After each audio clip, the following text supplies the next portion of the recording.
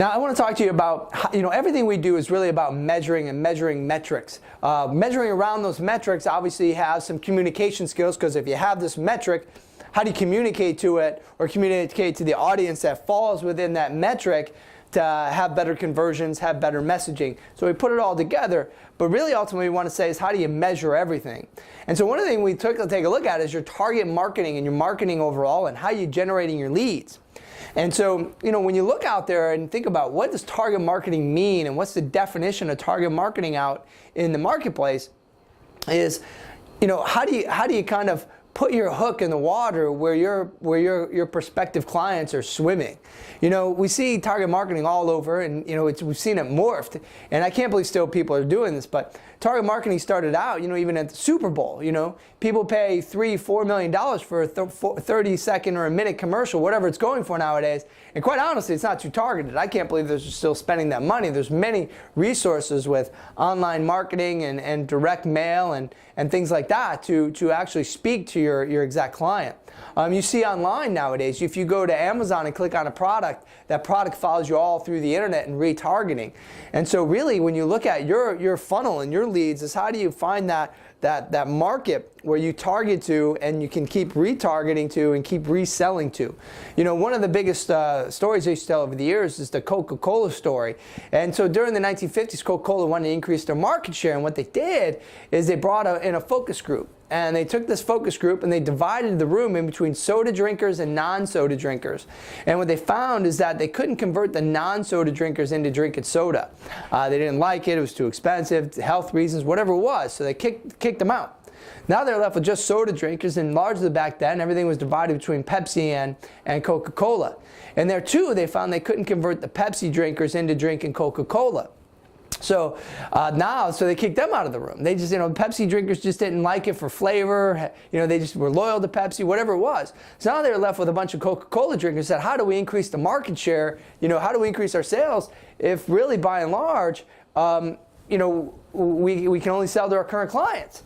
And so what they found is by just packaging it bigger, they sold more. So people drink a 2 liter as fast as they drink a liter. They drink a 12-ounce can as they drink those 8-ounce bottles. And so they figured just packaging it bigger, people consume more. So that's what their number one strategy was, to go out to their clients and just package it bigger.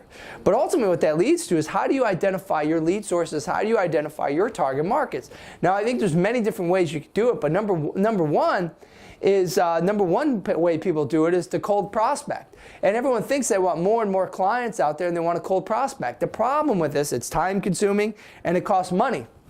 Just like getting the non-soda drinkers over to drinking soda is going to cost you a lot of money, and it's time consuming. How do you find the right message, and how do you go after them? Now I'm not saying you shouldn't go after them, but that's time consuming and it's going to suck your resources. Number 2 way is how do you go to your current client, or how do you just sell more? So how do you package what you're selling bigger? Like Coca-Cola, they just put stuff in a bigger package and they sold more. Is how do you go to your clients and just package it bigger? You see McDonald's upsizing people and supersizing over the years. But how do you just get a bigger transaction per sale? And so over the years, when I trained mutual fund companies and things like that, the average sale was somewhere around $87,000 coming in. Well, what if they can increase that by just 20%? What if you own a liquor store and the average sale is $20 and you could just increase that sale to $24, right? So how do you just package what you have a little bit bigger? And then the last thing is, how do you sell them something else? How do you cross-sell and upsell your clients? And so when you look at those 3 things, all those are 3 different target markets, 3 different lead sources, and 3 different ways that you can get more business. So let's look at that though, and how do you put this together? So a mathematical formula that I use is the 80-20 rule, and it's Wilfredo Pareto, and it's not rocket science to anybody who knows it out there, but really it's the vital few and the trivial many. It's 80% of your revenue is caused by 20% of your clients. So 20% of your clients are driving 80% of your revenue. The bottom 80% are responsible for the smallest 20% of your revenue. So how do you identify who your top 20% is? So we've put together a little bit of a algorithm, a math here for you. And so what we do is we do an A team, a B team, a C team, and a farm team. And so no matter what your business is, you can morph this kind of to it. But your A team when you break down the 80-20 rule in that top 20%, your A team is the top 4% of your whole client base. So your top 4% of your clients, your A team, are driving 64% of your revenue. Now, if you want to double, if you want 64% more business, just go to that top 4% and sell them something else. And so to help them drive more business. Now you have your B team, which is the next 16% that drives 16% of your revenue. So a small cry from the 4% driving 64%, but still significant in the top 20%. So now you have your A team and your B team, and you have this bottom C team, which is the 80% of clients driving just 20% of your revenue. Now you don't want to necessarily, depending on your business and depending on your strategy, you don't want to necessarily ignore them, but you can see that your time's well spent with that A team and B team. And then there's the next subsector we want to put together is what's called a farm team. And so a farm team really comes into play is who are your next best A team members and B team members.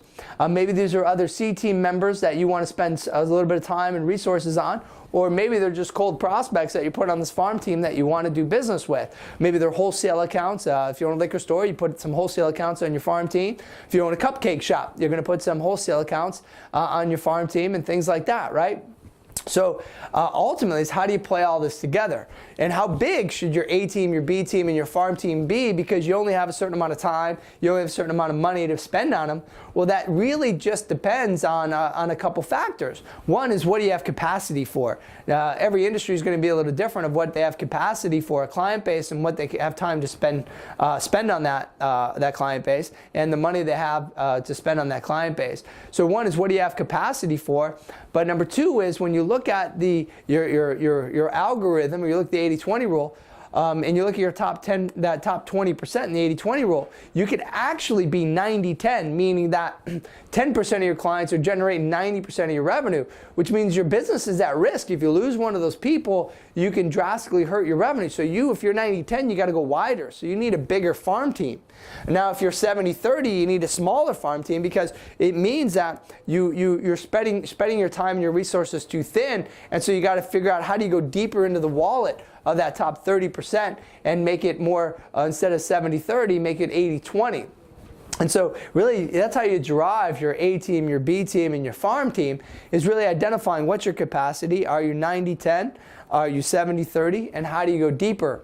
Some other things that you want to look at in your lead sources that we put these metrics in place for businesses here is, when you really look at is, do you have some clients that fell off? You might call these fallen angels. So do you have clients that were big clients historically, and then all of a sudden they're not doing business with you anymore? It's something to track and make sure. Are you tracking this on a monthly, quarterly, or annually basis for the fallen angels? What's your retention? People who did business with you last month, last quarter, even last year that are doing business with you this year. If you can increase if you bring back, say, 3% of those fallen angels, or you could increase your retention just by 3%, all these things will compound on itself. You get 3% more leads, you convert 3% more B team to A team, you get 3% more of your A team to double what they're spending with you, you convert 3% of your farm team. All this is going to compound on itself. So it's really these small things that if you measure them and pay attention, because I always say what gets measured gets done.